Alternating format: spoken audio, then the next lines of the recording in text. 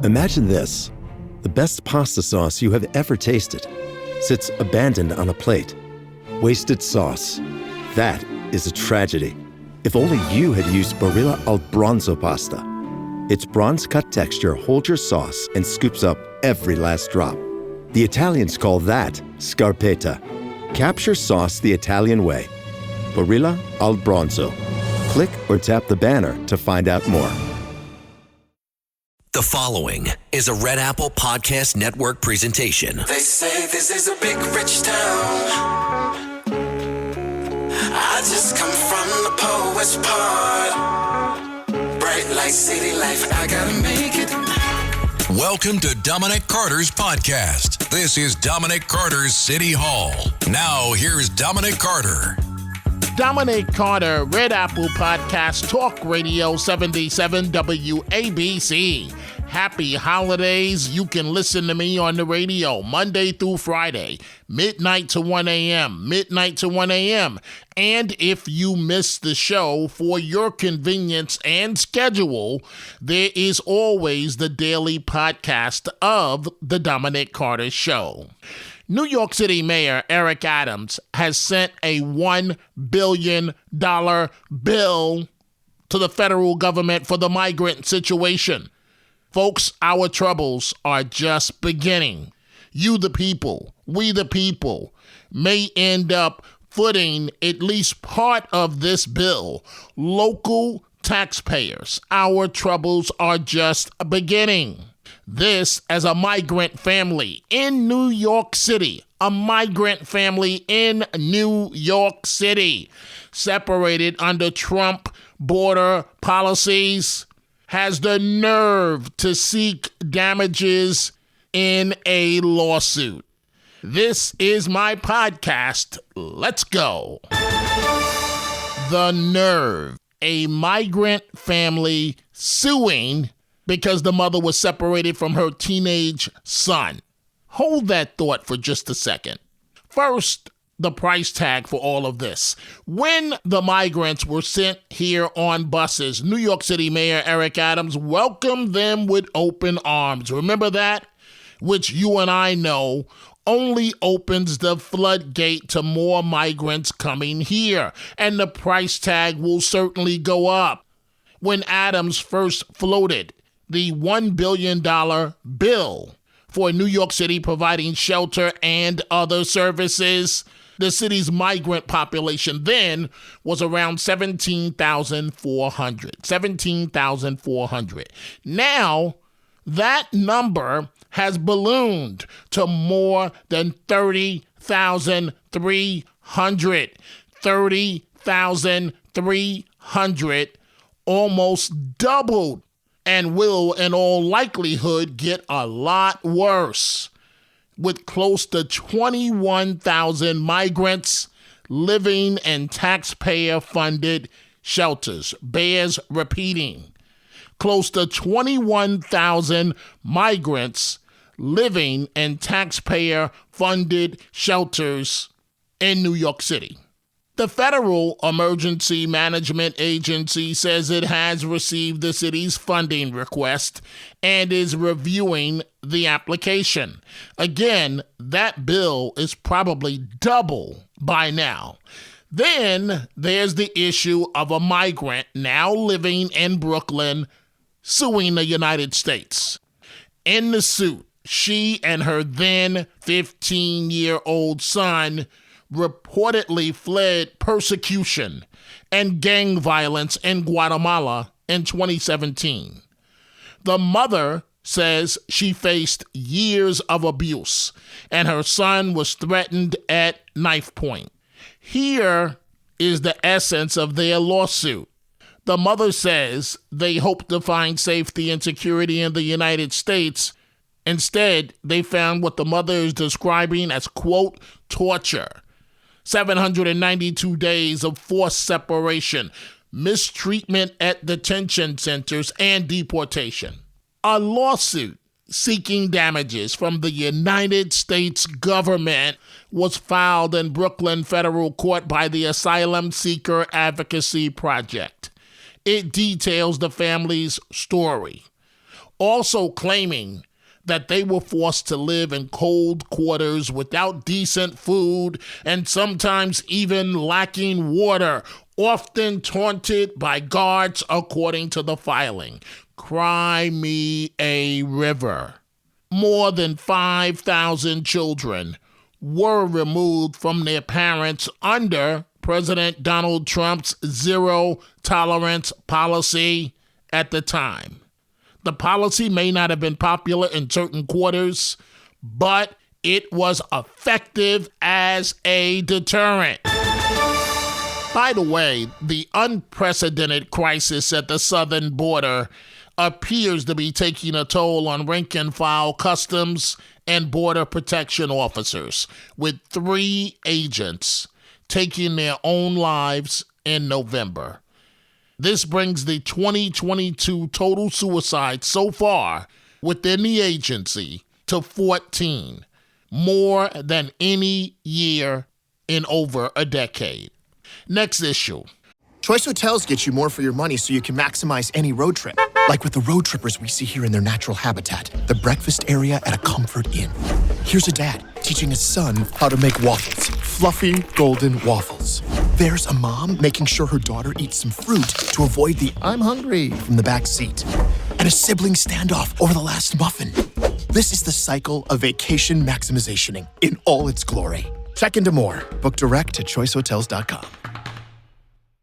What to do with the homeless, mentally ill population on the subways and streets of New York City? The Adams administration is correct. Whether they want to go or not, the humane thing to do for them and for society, the rest of us, whether they want to go or not, is to hospitalize them.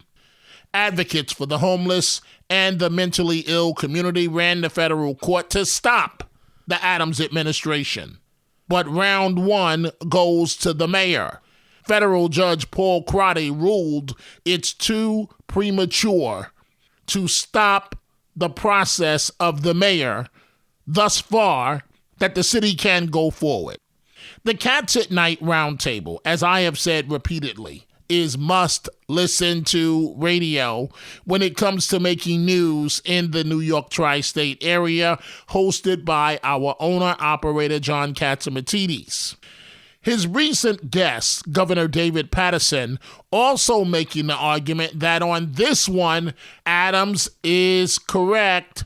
Take them off the streets. I think on this one, the mayor's really been very proactive, and that it not only will help to keep individuals like that off the streets, it's going to help the individuals themselves.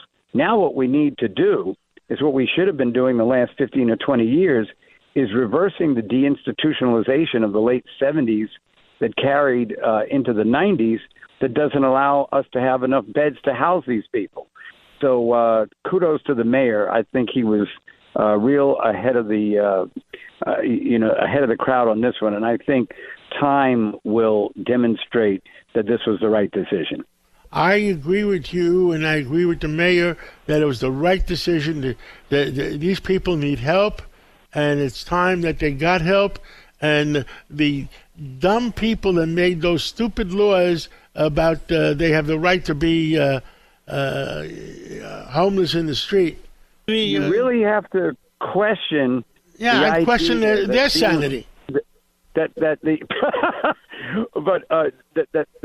being in the street homeless with very little clothing and no shelter is a choice. How could that ever really be a choice? Former New York Governor David Paterson on the Cats Roundtable with our owner-operator of WABC, John Catsimatidis. Switching gears.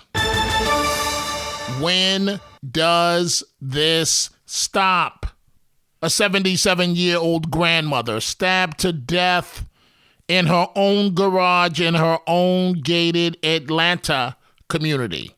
77-year-old grandmother found stabbed to death in her own garage inside a gated community in an Atlanta suburb in the affluent community of Buckhead.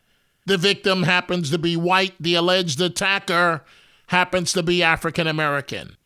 Eleanor Bowles was discovered dead by her own son hours after 23-year-old Antonio Brown allegedly broke into her Buckhead home and stabbed her in a carjacking gone wrong, according to officials.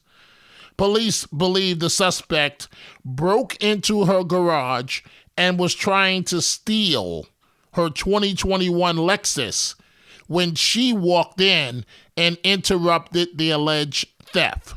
He allegedly stabbed her multiple times and took off in the car. This is how Fox 5 television in Atlanta covered the story. The first voice you hear is the mayor of Atlanta. The killing of Miss Bowles is understandably rocking our community. Atlanta's mayor says his heart breaks for the family and friends of 77-year-old Ellen Bowles. The loving mother, grandmother, and friend with a passion for gardening was brutally stabbed to death Saturday. Police believe she encountered someone trying to steal her car when she was killed inside her own garage in a gated community off West Paces Ferry. Her body was discovered by her son, who came to visit. Finding her like that is something that will be with me forever. It's so sad, and it's unclear how the suspect gained access to the gated neighborhood. Miss Bowles' son was coming to visit his mother for the holidays when he arrived at the home and found her bloody, lifeless body in the garage. Police pronounced her dead at the scene. We are becoming too desensitized to these types of criminal incidents. This is horrible. And that brings this episode to a close. I want to thank you folks for joining us. If you are interested in my book on my life growing up in New York City and overcoming numerous obstacles where I'm still standing, the book is titled No Mama's Boy, and it will be personally signed for you by me. Or if you're interested in my bobblehead doll, you can go to my website, DominicCarterOnline.com, or one word, DominicCarterOnline.com. You can catch me on 77 WABC, weeknights, midnight to 1 a.m., midnight to 1 a.m.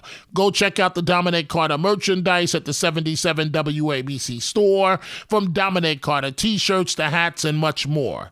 Go to WABCRadiostore.com. Dominic Carter, Red Apple Podcast, 77 WABC. I gotta make it. Dominic Carter Socials on Twitter at Dominic TV and Facebook and Instagram. Dominic Carter TV. Email at dominic.carter@wabcradio.com. Until the next episode, be well. And as Dominic always says, stay positive. The glass is always half full, never half empty. Dominic Carter City Hall.